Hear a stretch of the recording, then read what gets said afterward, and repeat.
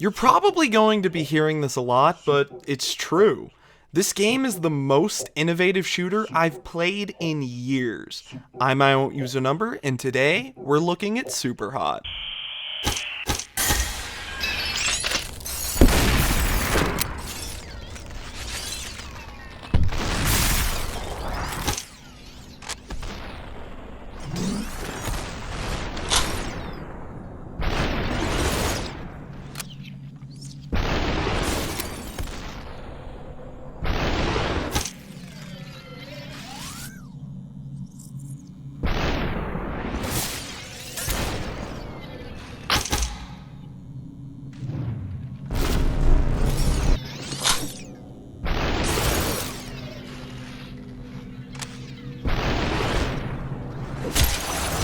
Superhot is a first-person shooter where time only moves when you are moving. Well, that's not strictly true. Things move a very small bit while you're standing still. Basically enough that you can't just strategize and stop time forever. Oh, and for the purposes of this game's mechanics, looking around counts as moving, so keep that in mind.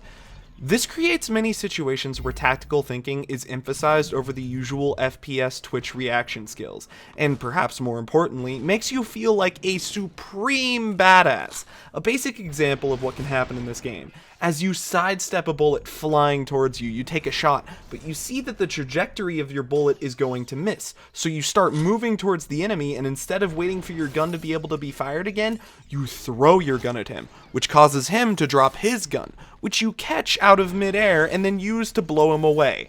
This could take you up to a minute to execute, but in real time, it took maybe 2 seconds. And at the end of the level, you get to see a real-time replay of what you did. I have no idea if what I just showed for that explanation will actually be exactly what I was talking about, but you get the idea.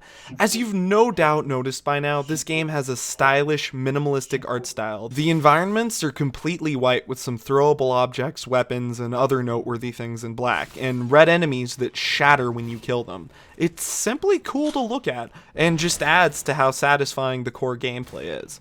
Believe it or not, pretty much every design decision makes sense in the context of the game's story. I can't explain too much for risk of spoilers, so I'll just say that it's a meta-narrative kind of thing that starts with you being sent the secret hacked files that allow you to play the game. It's a really awesome story, it'll probably blow your mind, and I urge you all to play it for yourselves before tidbits start showing up all over the internet.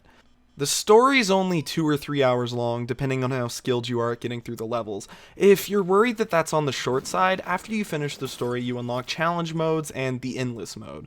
The challenge modes are essentially the levels from the story, but with certain modifiers placed on you or the enemies. For example, there's a katana only one where you move faster and can only use the katana as a weapon. Or a Ghost in the Machine kind of one where you have the hot swap mechanic from late game that allows you to switch control to an enemy from the very beginning. Killing one melee hit, but you can't use any weapons or items. And a bunch of other ones. The Endless mode is a survival mode with quite a few new maps that are focused on you surviving and killing as many waves of enemies as you can. Now, I usually don't like challenge or survival modes all too much, but the core mechanics of this game are engaging enough that I plan on playing quite a bit more of it, and I might even 100% it, I don't know. If you really dig into those extra modes, you could easily get 20 hours out of this game, so length isn't really an issue. Oh, and each story level, and the endless levels too, have a secret terminal that you can find. I recommend looking up a guide to find them all after you finish the main story. They're cool, but if you try to find them initially, it kind of interrupts the flow of the game, so I heavily advise saving it for later. Superhot is available on PC, and I believe I saw somewhere that it's coming to Xbox One later. So, there you go. That said, this has been I Don't Use a Number. If you like this video, you can subscribe and maybe share it with your friends. Keep loving what you love, and I'll see you next time with something else.